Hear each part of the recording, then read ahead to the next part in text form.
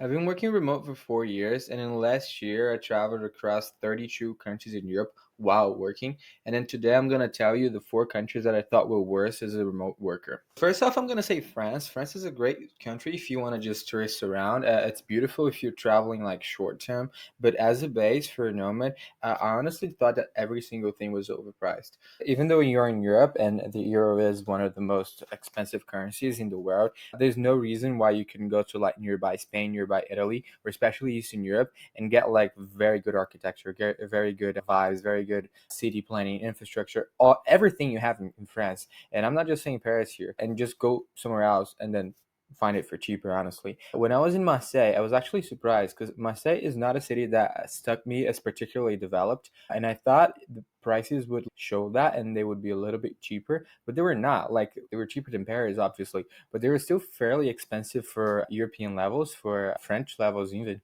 And I think if you're just in South Italy, if you're in Spain, if you're in Portugal, if you're in anywhere in Eastern Europe, you're gonna find cheaper things and they're gonna be better quality. So yeah, go to France, tourist around, have fun, but I wouldn't stay there for a long-term base. Next up, I'm gonna put Ireland and the UK together because they're out of Schengen, and so it makes everything a little bit harder. Like, there are great flights from Ireland and from London, for example, from all over the UK to parts of Europe. But just the fact that you have to go through customs is an additional layer that you don't really want if you're like doing a quick get off, maybe going away for the weekend or something. And this extra layer of bureaucracy is something that to me annoyed me, honestly, when I got in and then when I got out as well, is used to literally having no border controls at all, which is usual amongst most European countries. Ireland, I guess, would be better because it's part of the EU, but honestly, it doesn't really make a difference because they still have to check everyone's passports and all that. So that's one thing. And then the other thing, which is even more obvious, is it's very expensive. Ireland and the UK are truly two of the most expensive countries in Europe. I was seeing a index last video about countries that are more expensive than America. So it put America like 100, and then anything above 100 was a country that was more expensive than America.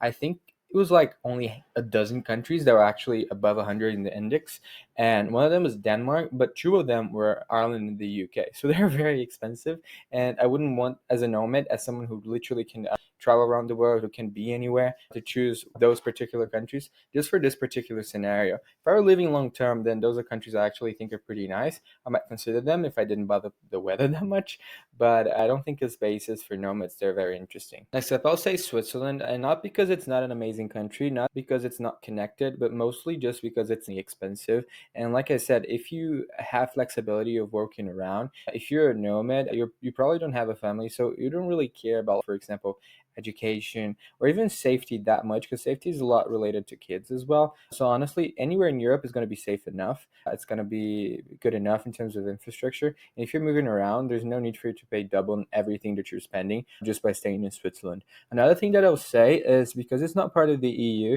it's not as connected as you might have thought, because it is right in the middle, but sometimes the trains don't go out as easily. Sometimes just by changing trains is going to be more expensive. The trains there are very expensive, even though they're excellent. And the flights outside the country are not particularly cheap. If you're in Rome, for example, if you're in Barcelona, if you're in Lisbon, you're definitely going to find prices in general for flights all over Europe. They're going to be cheaper than if you're in Geneva, if you're in Zurich, or Basel even. Next up, I'll probably say Belgium, just because it's also pretty expensive, but then it's not as cool as, for example, France or even the Netherlands. I would prefer being in Amsterdam and living there for 3 months or something, and then using that as my base than being in Brussels or even being in Paris. I would rather be in Paris than be in Brussels, probably. If you're already paying a lot, you might as well get a lot, and that's not what I feel for Brussels. On the digital nomad vibe, it might be like a good city to study, even to live, to maybe even settle down, depending. But I don't think it would be cool for like the nomad vibe.